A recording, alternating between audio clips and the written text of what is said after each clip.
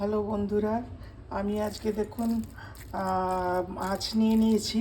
পেটি মাছ কয়েক পিস ছিল, 4-5 পিস পেটি মাছ ছিল। তো আমার বাড়িতে কেউ খায় না পেটি মাছ, তো আমি মাছগুলোকে হালকা করে ভেজে নুন হলুদ মাখিয়ে তারপরে তার মধ্যে ভাজা হালকা করে ভেজে নিয়ে কাঁটাগুলো দেখুন ছাড়িয়ে এরকম মেখে নিয়েছি।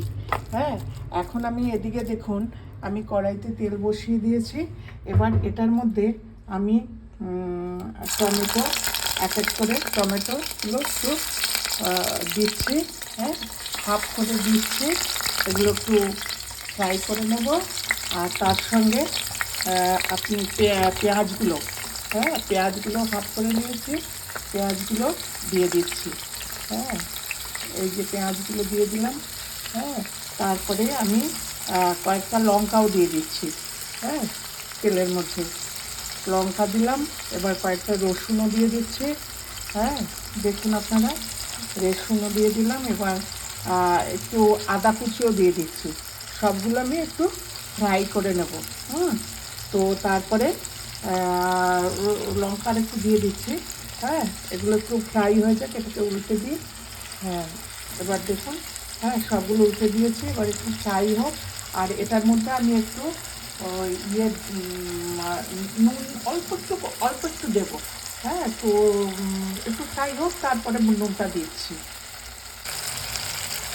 আমি সর্ষের তেলের মধ্যেই এটা দিয়েছি এবং এখন একটুখানি নুন দিয়ে দিচ্ছি, তাহলে তাড়াতাড়ি এটা মানে একটু তাড়াতাড়ি হয়ে যাবে, নরমটা তাড়াতাড়ি হবে। হ্যাঁ, তো অল্প একটু করে নুন ছড়িয়ে দিলাম।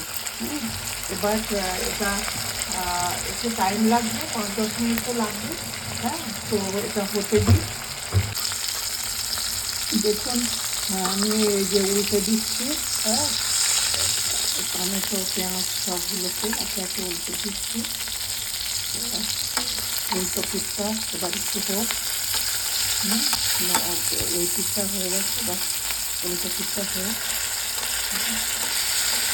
হ্যাঁ, এদিকে লঙ্কা রসুন এগুলোও হয়ে গেছে, পেঁয়াজটাও হয়ে গেছে মোটামুটি। হ্যাঁ, এখন একটু ভাবে আছে। হওয়ার পরে এই যে এখানটা এই দিকটা একটু মাঝখানে করে দিলাম, একটু মাঝখানে করে দিলাম। আমরা অ্যাকচুয়ালি যেটা আমি ইয়েটা করি, বেগুন ভর্তায় চিকেন ভর্তায়, তো আমি একটু অন্যরকমভাবে করার চেষ্টা করছি। তো এটা হচ্ছে এইভাবে করে আমি মশলাটা এটার মধ্যেই পেস্ট করে নেব। পেস্ট করে তারপরে আমি এই ফিশের যে ইয়েটা পেস্টটা বানিয়েছি কাঁটা ছাড়িয়ে, যে সেটাকে দিয়ে তারপরে করছি। এখন এটা মনে হচ্ছে হয়েই গেছে। এটাকে আগে এখন দেখে নিয়ে একটু, হ্যাঁ আরেকটু হবে, আরেকটু হবে। হ্যাঁ, হ্যাঁ আরেকটু হবে, হয়েই গেছে অলমোস্ট। আরেকটু হোক, 5 মিনিট হোক আরেকটু। দেখুন, এটা এরকম হয়েছে। এখন আমি এটাকে কিন্তু পুরো পেস্ট করব না, আমি একটু আধ ভাঙা করে করবো। হ্যাঁ, যাতে বেশ একটুখানি পেঁয়াজ কুচি মুখে পড়ে, টমেটোটা, হ্যাঁ তারপরে রসুন কাঁচা লঙ্কা, হ্যাঁ এরকম আমি একটু রাখতে চাইছি। হ্যাঁ, একদম পেস্ট করে দেবো না আমি এটা। হ্যাঁ, আর ইয়ের সঙ্গে সঙ্গে আরেকটু এটা হয়ে যাবে। তো আমি এটার মধ্যে এখন মাছটা দিয়ে দিচ্ছি। হ্যাঁ, এই যে মাছের পেস্টটা দিয়ে দিচ্ছি।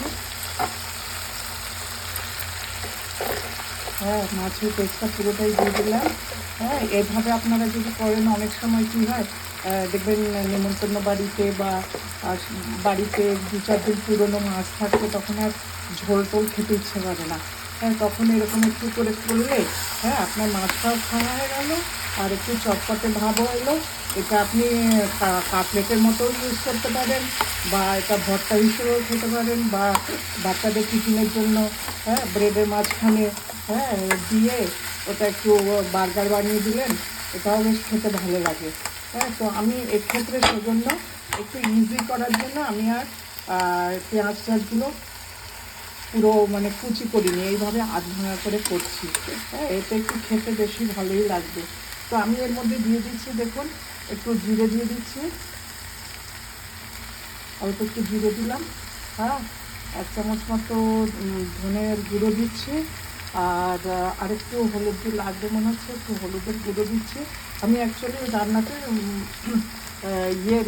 ইয়েটা রেড চিলি পাউডারটা একটু কমই ইউজ করি। হ্যাঁ, তো একটু কালা নমক দিলাম। আর এখন দেবো আমি একটু চাট মশলা। হ্যাঁ, চাট মশলা দিলে চাট মশলা বেশ, হ্যাঁ, কাটলেটে চাট মশলা রস মশলা দিলে বেশ ভালোই লাগে, তো আমি একটু ইউজ করি। হ্যাঁ, দেখুন, চাট মশলা দিয়ে দিলাম। এবার এটাকে আমি নেড়ে চেড়ে নিচ্ছি।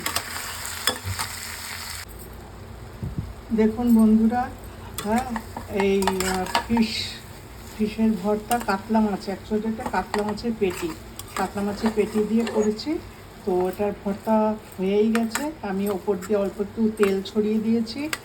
আর মোটামুটি ইয়ে হয়ে গেছে। আমি ধনে পাউডার দিয়েছি, কিন্তু আমার কাছে ধনিয়া পাতা নেই বলে আমি আর সেটা ইউজ করলাম না।